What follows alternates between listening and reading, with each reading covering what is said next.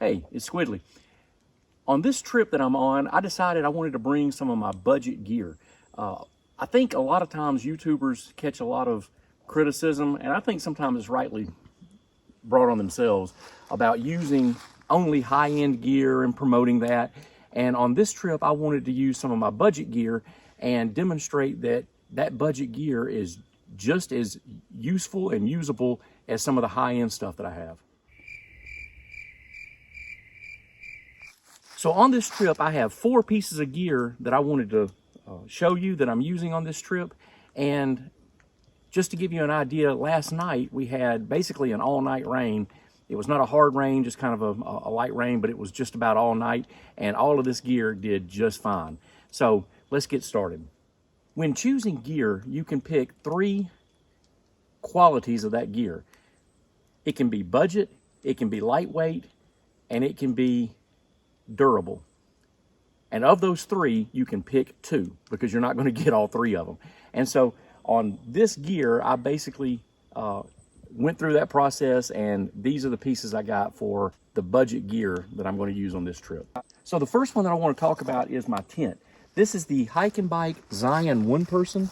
I've done a review on it, and I'll put a link to it in the description. And I really do like this tent. It is fully waterproof. I've had this on trips in the rain before. This is not its first experience with rain, and it is fully waterproof. Not a drop of water came in last night with that all-night rain. Off the top of my head, I don't remember how much it cost, but when I get home, I'll look it up and I'll put it down here at the bottom somewhere. The downside to this tent is that it's heavy, but on a trip like this, where I'm not going to be doing a lot of miles, this is just a weekend trip. Altogether, we might do between 10 and 12 miles. This is a perfect tent, but it is a little bit heavy. The trail weight for it is about 4 pounds. So it's 4 times what my regular tent that I would normally use for high mileage trips. But that's okay because this is a really comfortable tent. Really do like this tent. The second piece of gear is sleeping pad. This is the Hike and Bike sleeping pad. I know it has a name. I'm not sure what it is.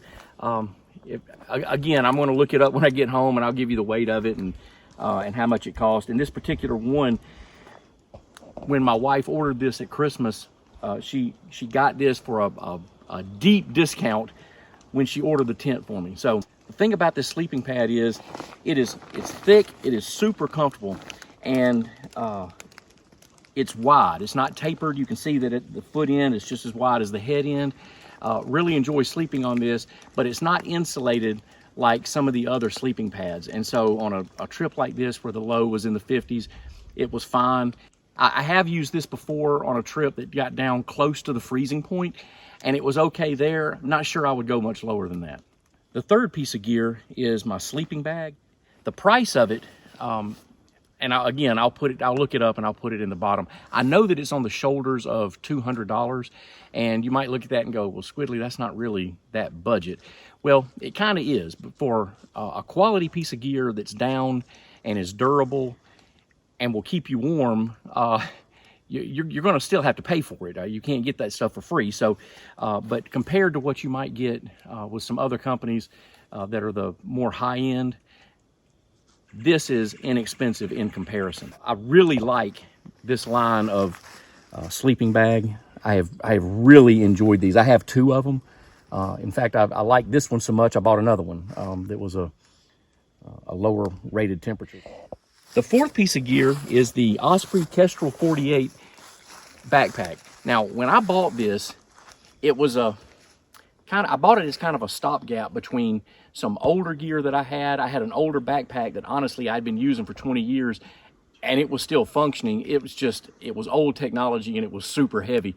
And I knew that I was going to be getting something lighter, and I thought, well, I'm going to get something new just as kind of an in-between backpack. So what I bought was this Kestrel 48, and I really like this backpack. This is a good backpack, but it's a little heavier than some of the ultralight gear that I use, but it is super durable. I've had this on multiple trips. My son has used this on multiple trips, And if I get it cleaned up, which it's not really right now, you can't even tell really that it's even been used.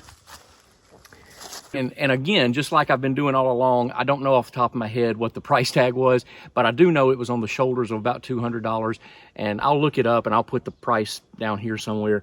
And again, you might be saying, well, $200 is kind of high. Well, I'm talking about gear that is not the ultralight, super high end, but it's more of a budget option, but not the cheapest thing that you can find either.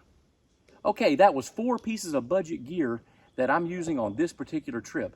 Do me a favor, in the comments, tell me what you think about these 4 pieces, and if you have some different ideas about budget gear that is durable, lightweight, and budget, then put those in the comments and let's have a conversation.